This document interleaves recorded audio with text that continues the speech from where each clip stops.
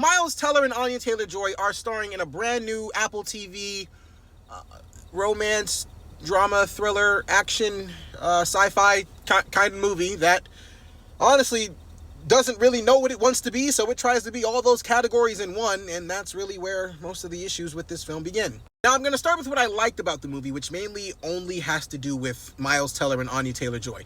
These two are never not entertaining, in my opinion. I love Miles Teller, adore Anya Taylor-Joy, and I'm going to be honest with you. They have very good chemistry together. There is a very good movie in here somewhere. The problem is it doesn't know what it wants to be, but we'll talk about that in a second. But as far as their chemistry goes here as two cross-struck lovers, literally, they have great chemistry. Like, if I had the opportunity, I would love to see these two try again to be in a romance movie that just strictly focuses on the romance aspect, maybe even rom-com probably, because I thought the chemistry was very good and I really enjoyed what I was watching between the two in the beginning. Now, granted, the way that these two communicate and meet, it's cute. It's definitely cute, passing note cards and having binoculars and going back and forth. I don't think a relationship would spark as fast as it did between people in this scenario doing that sort of communication, but I enjoyed these two so much that it kind of worked for me. Now, where this movie does not work for me is when it tries to become a convoluted plot hole mess and tries to be just 5 genres in one and can't necessarily mix them very well. It just tries to do way too much, and it's also a tale of two halves. The first half is more so the romance, drama, with a hint of thriller, sci-fi aspects in it. Then the second movie just turns into the second half of the movie turns into Stranger Things with a little bit of romance on top, and then by the end of it, none of it worked for me. My biggest issue with the movie truly lies with the way it's portraying itself, because the very first half of this film is truly just focusing on these two relationship and them growing closer and things like that, which it worked, but then the second half, like I said, turns into fucking Stranger Things and just adds so many different sci-fi elements to the movie where it's like, I didn't expect for this to go there, but if this is where we're going to go, why did we focus so much on the romance in the beginning? Like, it just doesn't, the movie doesn't necessarily know how to really balance all these genres and themes out that it's trying to play, and it just doesn't really work in the grand scheme of things. And I may be like alone in this assessment here. I probably will be alone in thinking this, but personally, when it comes to the two halves of the movie, I kind of prefer the first half towards the second, because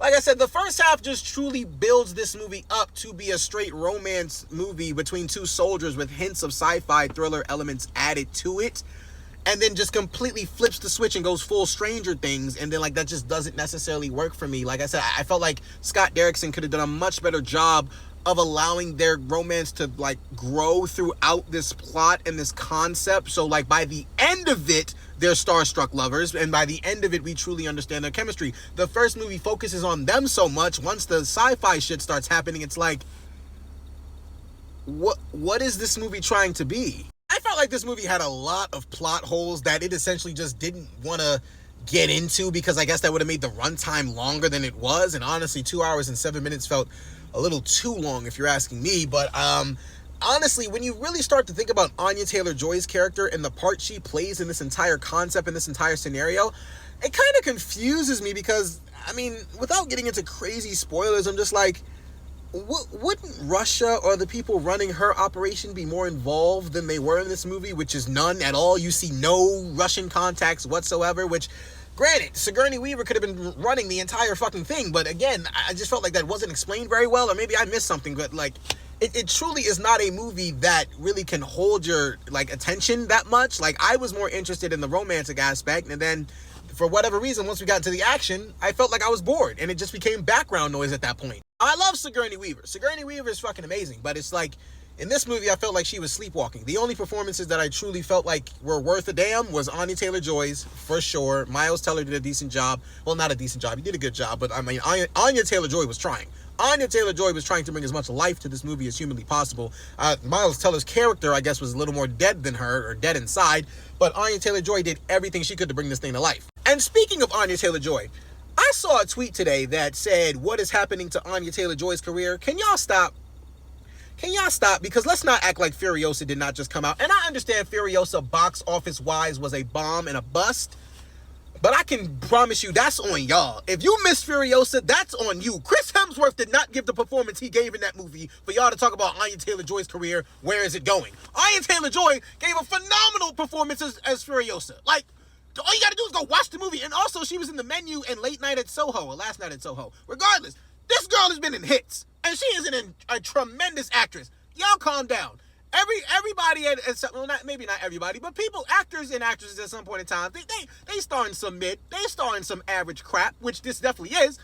But watch your damn mouth. Anya Taylor-Joy is still that girl and will forever be that girl.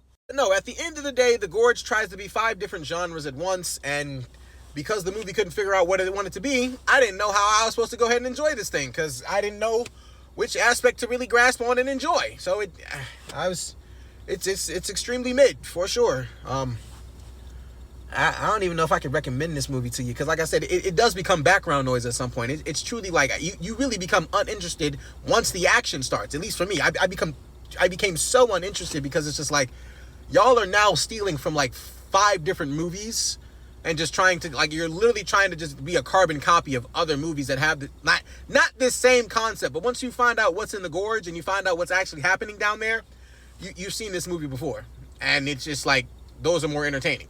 Also, I would have gave this movie 3 stars had the ending not been so frustratingly cringe. If you've seen the movie, you understand, but I promise you, the ending is the reason I gave this a 2.75 out of 5. The ending was so cringe.